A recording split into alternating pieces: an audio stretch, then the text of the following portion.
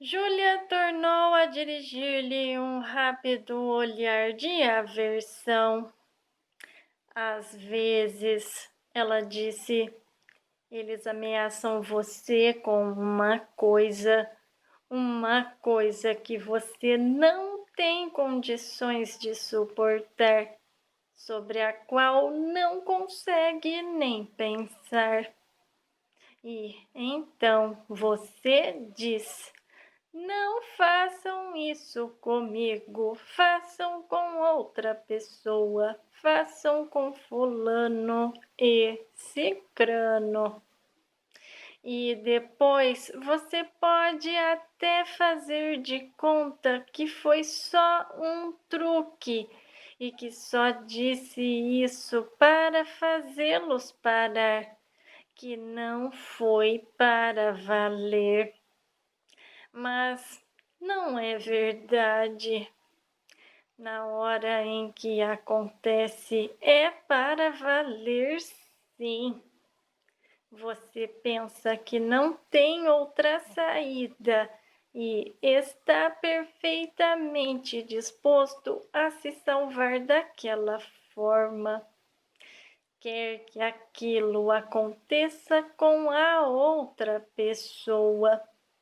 Não está nem aí para o sofrimento dela. Na hora você só pensa em si mesmo. Só pensa em si mesmo, repetiu Winston. E depois você não sente mais o que sentia antes em relação à pessoa. Não, disse ele, não sente mais o que sentia antes. Não parecia haver mais nada a dizer. O vento colava os macacões finos contra seus corpos. De uma hora para outra, ficou constrangedor permanecerem ali sentados em silêncio. Além do mais, com aquele frio, era impossível ficar parado. Júlia disse alguma coisa sobre pegar o metrô e levantou-se para ir embora. Precisamos nos ver de novo, disse ele. Disse ela. Precisamos. Winston seguiu-a sem muita convicção por um pequeno trecho. Ia meio passo atrás. Não voltaram a se falar. Júlia não chegava a tentar se afastar dele, porém caminhava num ritmo que o impedia de alcançá-la.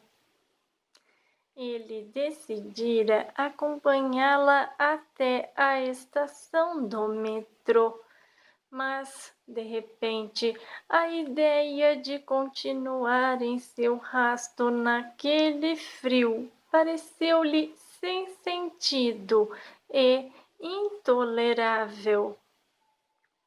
Foi dominado por um desejo não tanto de se afastar de Júlia, como de voltar ao café da Castanheira, que nunca lhe parecera tão aconchegante quanto naquele momento. Teve uma visão nostálgica de sua mesinha de canto, com o jornal e o tabuleiro de xadrez e o copo sempre cheio de gin. Acima de tudo, o lugar estaria aquecido. No instante seguinte, de modo não totalmente acidental, permitiu que um pequeno grupo de pessoas se interpusesse entre ela e ele. Fez uma tentativa indolente de voltar a se aproximar dela. Em seguida, reduziu o passo e deu meia volta. Depois de percorrer 50 metros, olhou para trás. A rua não estava movimentada, porém já não conseguiu divisá-la. Qualquer dos 10 ou 12 vultos que via na calçada podia ser o dela. Talvez o corpo engrossado e enrijecido já não fosse identificável de costas. Na hora em que acontece, dissera ela, é para valer, sim. Com ele fora assim. Não dissera aquilo da boca para fora, desejara-o, quisera que ela e não ele fosse entregue aos. Houvera uma mudança na música que escorria da teletela. Ela foi tingida por um tom arranhado, zombeteiro, por uma tonalidade amarela. E, em seguida, talvez aquilo não estivesse acontecendo. Talvez fosse apenas uma lembrança, assumindo o aspecto de um som. Uma voz começou a cantarolar. Sob a ramada da castanheira, vem de você, e você a minha após. Seus olhos ficaram rasos de lágrimas. Um garçom que passava por ali percebeu o copo vazio e voltou com a garrafa de gin. Winston levantou o copo e cheirou. A cada gole que dava, a bebida parecia mais horrível, não menos. Só que ela se tornara o elemento em que ele flutuava. Era sua vida, sua morte e sua ressurreição. Era hoje em que todas as noites o fazia mergulhar no estupor, e era hoje em que todas as manhãs o reanimava. Quando acordava, raramente antes das 11, com as pálpebras grudadas e a boca seca e uma violenta dor nas costas, só conseguia sair da posição horizontal graças à garrafa e à xícara de chá deixadas ao lado da cama durante a noite. Ao longo de toda a manhã, sentado, semblante sem vida e garrafa ao alcance da mão, escutava a teletela. Às 3 da tarde chegava ao café da Castanheira, de onde só saía quando o café fechava as portas. Ninguém se importava mais com o que ele fazia, nenhum apito o despertava, nenhuma teletela o admoestava. De vez em quando, cerca de 2 vezes por semana, dirigia-se ao escritório empoeirado e aparentemente esquecido que lhe haviam destinado no Ministério da Verdade e se desincumbia de alguns trabalhos, ou daquilo a que chamavam de trabalho. Fora nomeado para um subcomitê subcomitê de um nossa, não. Fora nomeado para um subcomitê de um subcomitê instituído por um dos incontáveis comitês criados para lidar com dificuldades menores suscitadas pela compilação da 11ª edição do Dicionário de Nova Fala. Estavam envolvidos na produção de algo denominado relatório provisório. Mas o que exatamente estavam relatando, ele não sabia ao certo. Tinha alguma coisa a ver com a questão de se as vírgulas deviam ser postas fora ou dentro dos parênteses. O subcomitê era composto por 4 outros indivíduos, todos em condições semelhantes às dele. Havia dias em que iniciavam uma reunião e a encerravam no instante seguinte, reconhecendo com franqueza que, na realidade, não tinham nada para fazer. Mas havia dias em que se punham a trabalhar quase com entusiasmo, num afã de mostrar com que afinco registravam suas minutas. Nesses dias, elaboravam rascunhos de memorandos extensíssimos que nunca eram concluídos.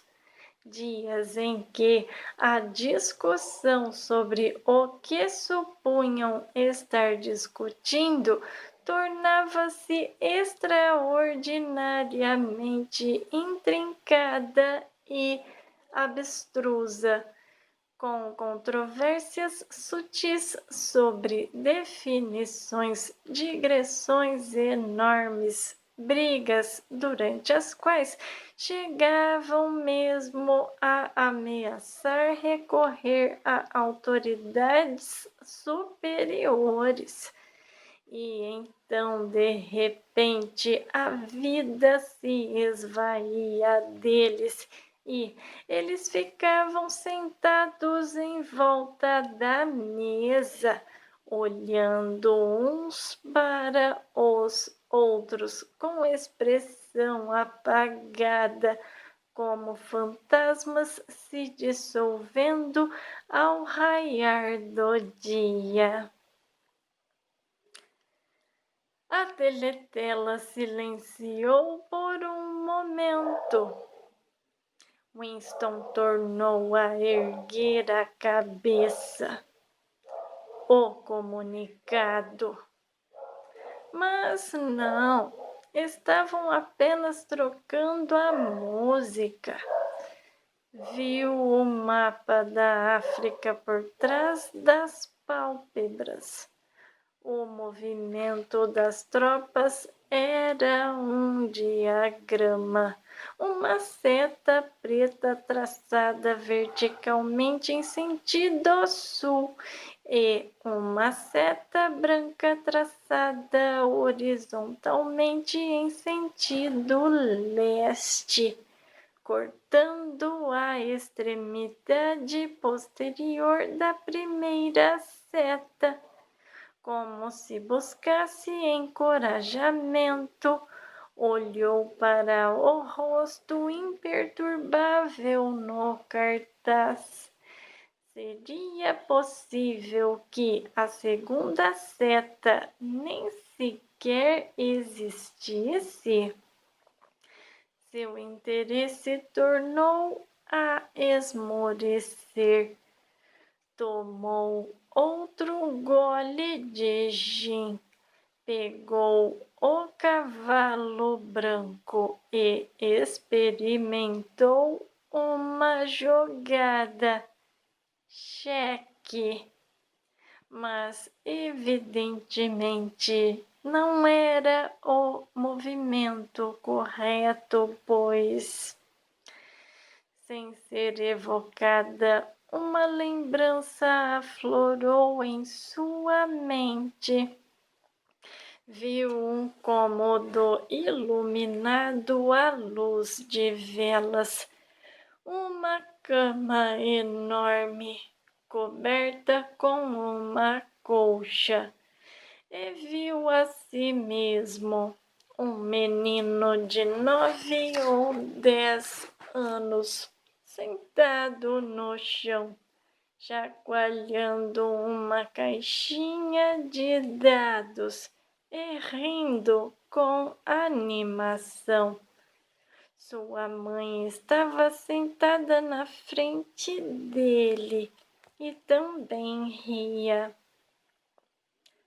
A cena devia ter acontecido um mês antes do desaparecimento da mãe. Fora um momento de reconciliação em que Winston esquecera a fome que fustigava seu ventre e conseguira reviver por algum tempo a antiga afeição que sentia por ela. Lembrava-se bem daquele dia. Chovia torrencialmente e a água escorria sem parar pela vidraça. A luz era fraca demais para que pudessem dedicar-se à leitura. O tédio que as duas crianças sentiam no interior do quarto escuro e apertado tornou-se insuportável. Winston começou a resmungar e a choramingar, reclamando em vão por comida, irrequieto, tirando tudo do lugar e dando chutes nos rodapés até os vizinhos baterem na parede, enquanto a irmãzinha chorava intermitentemente. Por fim, a mãe dissera: "Agora se comporte, que vou comprar um brinquedo para você. Um brinquedo lindo, você vai adorar." E então saíra na chuva para ir a uma lojinha da vizinhança que ainda abria esporadicamente, e voltara com uma caixa de papelão contendo um jogo de Snakes and Ladders. Winston ainda se lembrava do cheiro do papelão úmido. Era um jogo de péssima qualidade. O tabuleiro estava rachado e os dadinhos de madeira eram tão porcamente talhados que mal paravam em pé. Ele olhou para a coisa com mau humor e desinteresse. Mas a mãe acendeu uma vela e os dois se sentaram no chão para jogar. Em pouco tempo, o Winston estava na maior animação, rindo alto com as peças que galgavam esperançosas as escadas, para em seguida deslizar pelas cobras, quase voltando ao ponto de partida. Jogaram 8 partidas, com 4 vitórias para cada um. A irmãzinha, muito pequena para entender o jogo, sentara-se com as costas apoiadas num travesseiro e ria quando eles riam. Passaram a tarde toda juntos e felizes, como nos primeiros anos de sua infância. Winston expulsou a cena da cabeça. Era uma memória falsa.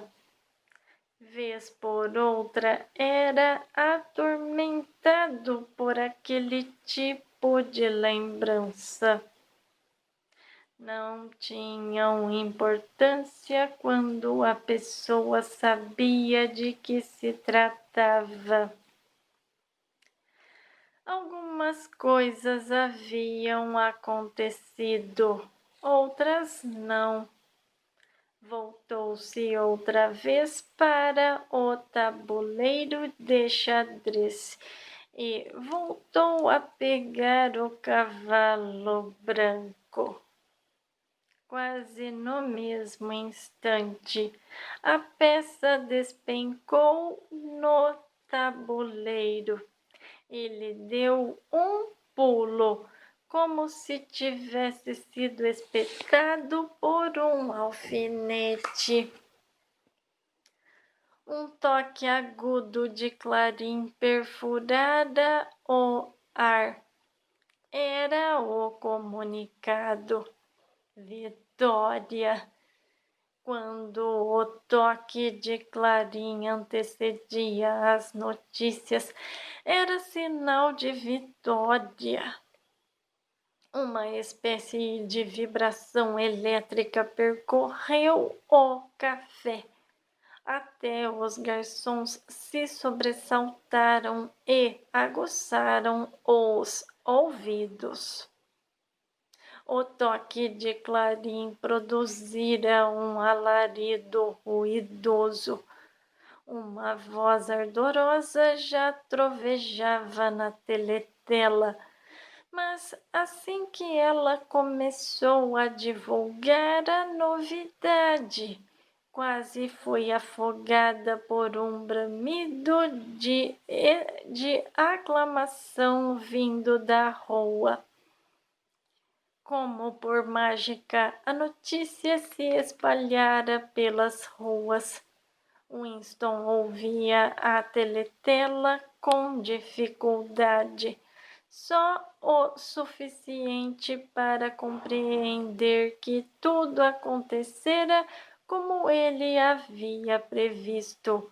Uma enorme frota marítima secretamente reunida, um ataque de surpresa contra a retaguarda do inimigo, a seta branca cortando a extremidade posterior da seta preta. Fragmentos de frases triunfantes atravessavam a algazarra. Manobra estratégica de grandes proporções, coordenação perfeita, 500.000 de prisioneiros, desmoralização total, controle de todo o continente africano, deixando a guerra a uma distância previsível do fim. Vitória, a maior vitória da história da humanidade. Vitória, vitória, vitória. Debaixo da mesa, os pés de Winston faziam movimentos convulsivos. Ele não se movera da cadeira, mas na imaginação estava correndo velozmente.